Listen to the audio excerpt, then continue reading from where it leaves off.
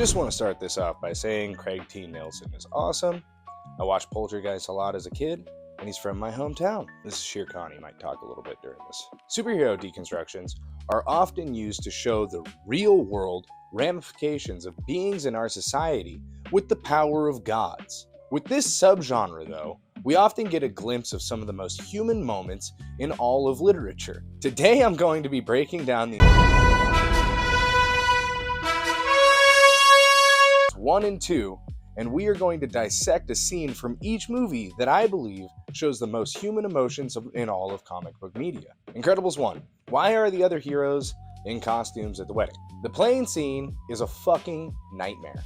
I hate heights already. The anxiety that comes from a parent pressuring you to do something that you're unsure of is mortifying. The missiles being there, everything is so insane. It seems kind of weird Mr. Incredible doesn't just kill Mirage.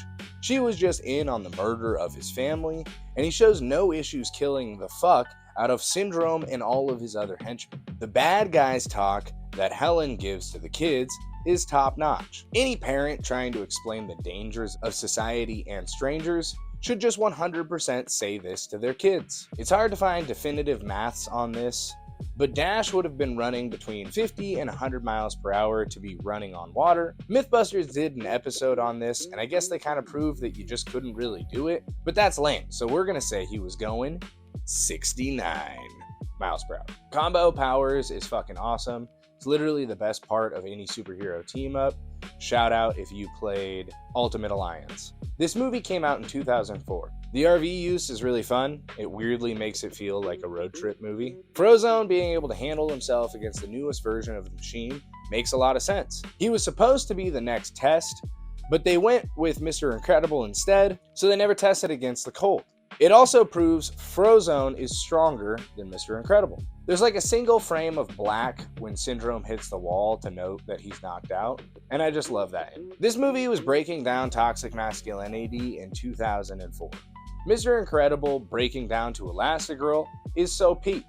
Her not understanding what he's saying because he's just a hammer and can't express what he means is so awesome. He shows vulnerability because he already felt the pain of losing them. It wasn't ever about his physical strength, it was about his emotional strength. And him allowing his family to help him shows his ability to finally adapt to being on a team. I think working with Frozone for so long also helped with that. So many civilians would have died during the robot scene. The original plot for the first movie was a lot different. Helen and Bob were in hiding because they broke the law of having a child. In this version, supers can't have kids together because that could be awful, obviously. But they do, and they go into hiding after only to be found by Syndrome, who wasn't the main villain. He would have died in a similar way, but there would have been a larger arching villain with a more vague Bond criminal mastermind vibe. I personally feel like the idea that the family was on the run from the government as well as shady villains who want to take their kids is an amazing idea. This movie already tackles a lot of the parental anxieties well, and just in general the idea that the superheroes are just as worried about their kids who have superpowers as we regular people would be is so great. I never really get the feeling Batman gives a shit about Dick's social life, but Bob puts time and effort into making things right with his kids and being a father. This is not the humanizing scene I wanted to talk about. That will be at the end. Hey, while I have you here though, please like and subscribe. The food video is half done, and I'll have it up as soon as I can make all of this food. I actually wrote this script before I made the food. I made the food. I'm going to post the video soon. I'm having a little bit of a technical difficulty, but it'll be up as soon as I can get it up. Incredibles 2. I've got to start this off by saying I'm not a hater. In most things, I can find enjoyment. Honestly, I'm only a hater in situations where you are a douche, tool, bitch, asshat, cunt. You get it. Or if I just don't get what you're going for, and I feel the ick from it. In those cases, I'll generally just wait to talk shit about you later. All that being said, I like this movie.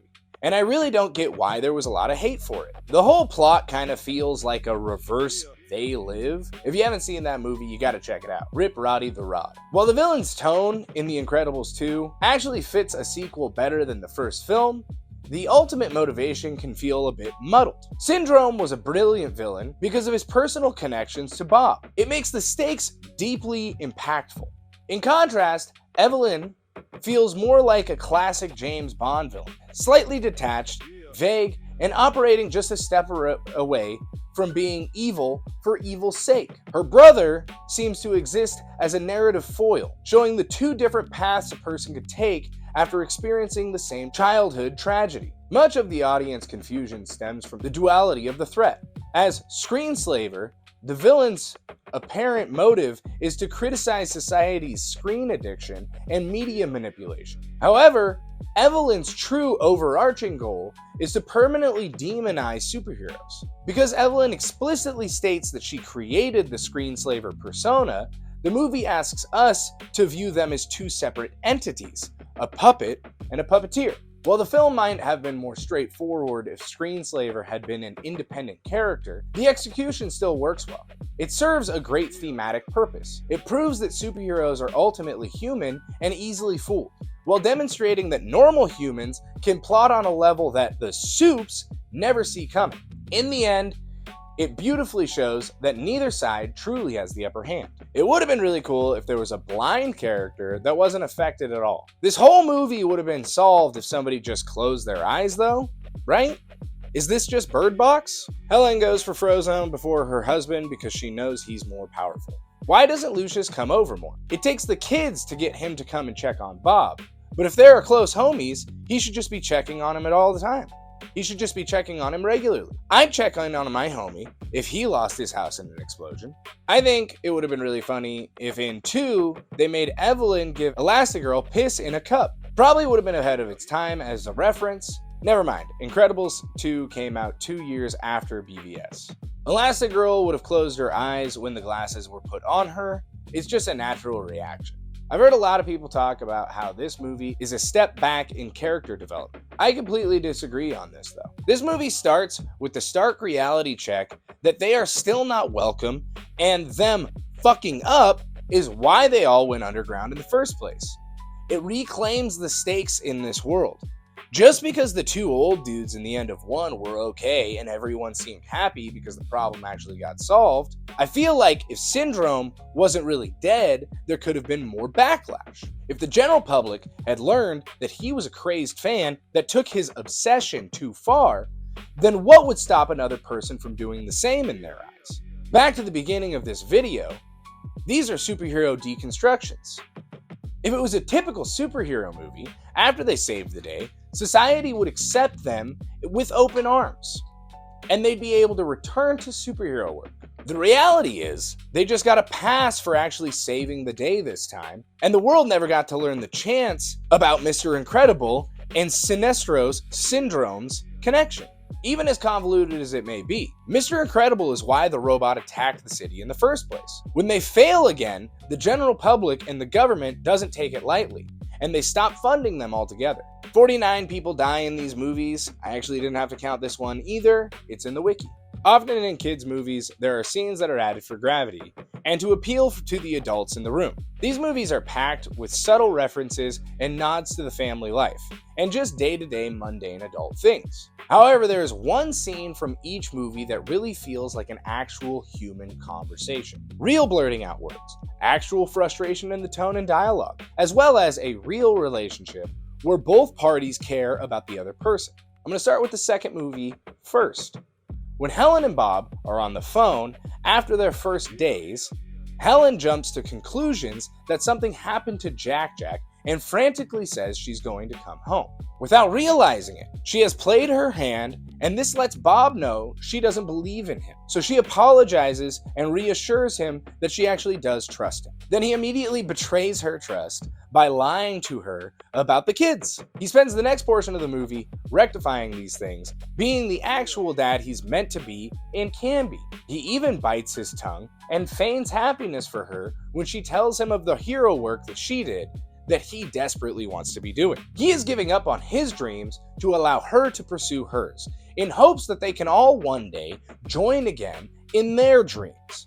Bob's sacrifice shows he's developing from the first movie and is willing to step aside to allow others to be in the spotlight. It also shows Helen's ability to realize her overbearing nature. She wants to wrap her family in protection, but that's not how a family grows. I saved the scene from the first movie for last because I think it's one of the most beautiful moments in any form of media.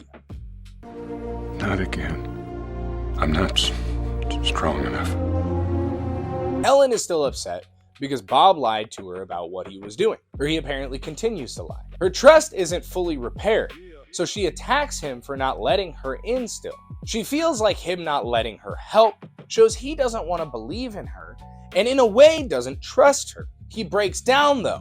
He is still grappling with the grief of losing them and then getting them back. All of these things happen in a couple of hours. So it's a huge emotional roller coaster for the Parr family. They are both raw nerves in this moment, and neither of them want to lose each other again. It's just they are way too blinded by their emotions to realize that they want the same things: their family safe and together. All in all, these movies are... The first one broke down the superhero genre on the big screen before comics like The Boys were even on paper, and things like Invincible were still in its infancy. And in a way, that kids could easily digest it. It didn't have to go over the top in any direction, and it still told an extremely grounded story with huge stakes, relatable characters, and insane world building.